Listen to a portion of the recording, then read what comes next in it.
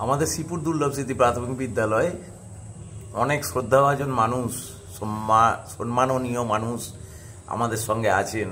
আমার প্রিয় স্যার আছেন, আমার প্রিয় দাদা উত্তম চৌধুরী মহাশয় আছেন। তো উত্তম দাই কিছুদিন আগে আমাকে একটা ভিডিও পাঠিয়েছিলেন যে প্রকৃতি পাঠ বলে কোনো স্কুলে হয়তো সেখানে কিছু ছবি ছাপা বা কোনো মডেল তৈরি করা আছে। তো সবিনয়ে বলি, আমাদের বাচ্চার সংখ্যা বেশি থাকার জন্য যতটুকু জায়গা আছে সেই জায়গাটাকে আর আমরা কোনোভাবেই খেলার জন্য রেখে দিয়েছি। আর কোনোভাবেই ছেলেরা, এতগুলি ছেলেকে নিয়ে চলতে গেলে সমস্যা হয়। তো আমরা প্রকৃতি পাঠের বিষয়েও যাব বিভিন্ন দেয়ালে। আমরা যে জায়গাটুকু পেয়েছি, অর্থাৎ বিভিন্ন ক্লাসের দেয়াল রুম, ওয়াল, সেইগুলিকে আমরা চিত্রিত করছি।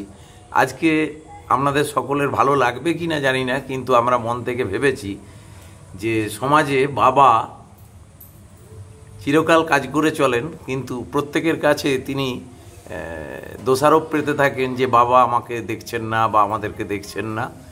কিন্তু যে ছবিটি আমরা তুলে ধরেছি, স্পষ্ট নিচে নেমে এসে দেখ ভালো করে পাবে, পুরো ছবিটিকে যদি আনা যায়, সেখানে পুরো সংসারের জোয়াল তিনি মাথায় করে নিয়ে বেড়াচ্ছেন। তাই আমরা আমাদের দিক থেকে লিখে রেখেছি পিতা স্বর্গ পিতা ধর্ম। যুধিষ্ঠিরও বলেছিলেন মহাভারতে যক্ষ যখন প্রশ্ন করেছিলেন কিমসিদ উচ্চতরঞ্চ খাত, তিনি তখন বলেছিলেন পিতা উচ্চতরঞ্চ খাত, অর্থাৎ পিতার থেকে উঁচু কেউ নেই। আমরা এই বিষয়টিকে দেখাতে চেয়েছি, কত সিঁড়ি পেরোলে তারপরে বাবা হওয়া যায়, সংসারের হাল ধরা যায়, কত কত হাডেল টপকাতে পারলে তবেই আমরা এই বাবার জায়গায় পৌঁছাতে পারি, সংসারের হাল ধরতে পারি, ছেলে মেয়েদের মুখে হাসি ফুটাতে পারি।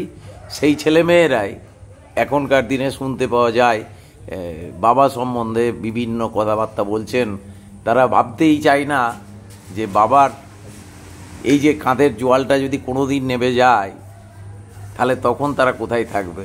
তো যাই হোক, আমাদের এই একটা বিষয় আঁকা হয়েছে, আর এই দিকে লেখা হয়েছে ওই যেটা আমাদের বর্তমান প্রজন্মের ছেলেমেয়েরা বলছে, dad is so selfish, he never gives us time. ভালো করে ছবিটা দেখবেন যে এই কথাটা আমরা শুনতে পাই। তাই আজকে আমরা এর আগে মায়ের ছবি এঁকেছিলাম, আজকে পিতাদের উদ্দেশ্যে, পৃথিবীর সমস্ত পিতাদের উদ্দেশ্যে আমরা শ্রদ্ধা জানালাম আমাদের বিদ্যালয়ের পক্ষ থেকে। আর ভিতরে একটি ছবি দেখাও, প্রকৃতি পাঠ উত্তম দা একটু শুনবেন। আমরা ঠিক এইভাবে শুধু প্রকৃতির অন্যান্য বিষয়ও আঁকবো। 5-এর যেটি সিলেবাসের মধ্যে পড়ে তার বাইরে গিয়েও, খাদ্য শৃঙ্খল নেই, বাস্তুতন্ত্র আছে, কিন্তু আমরা তার বাইরে গিয়েও নিউট্রিয়েন্টস রিসাইক্লিং বিষয়টিকে চিত্রায়িত করেছি।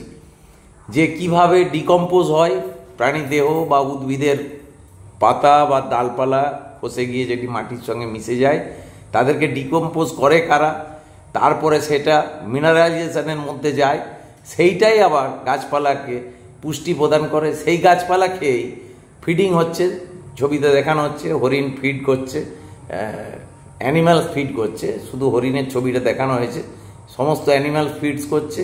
তার আগে ফিডস করেছে কে?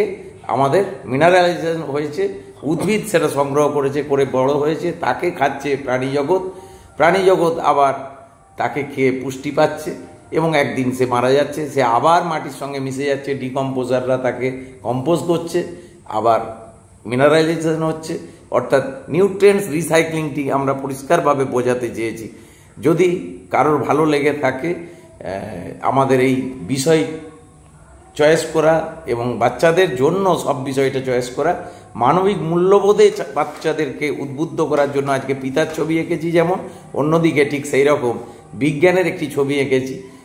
ধন্যবাদ সকলকে, শ্রদ্ধা ভালোবাসা নমস্কার জানিয়ে আমি চাই এইটা বেশি বেশি করে যদি আমার ভালোবাসার মানুষজন, আমার বন্ধু বান্ধবেরা, আমার ছাত্রছাত্রীরা সকলে শেয়ার করেন, কমেন্টস করেন, তাহলে এই প্রচারটা বাড়তে থাকবে এবং বিদ্যালয়ে এই বলতে থাকবে। এই কামনা নিয়ে আমরা শেষ করছি। আমাদের শ্রীপুর দুর্লভ স্মৃতি প্রাথমিক বিদ্যালয়ের পক্ষ থেকে সকলকে আন্তরিক শ্রদ্ধা ভালোবাসা অভিনন্দন, নমস্কার।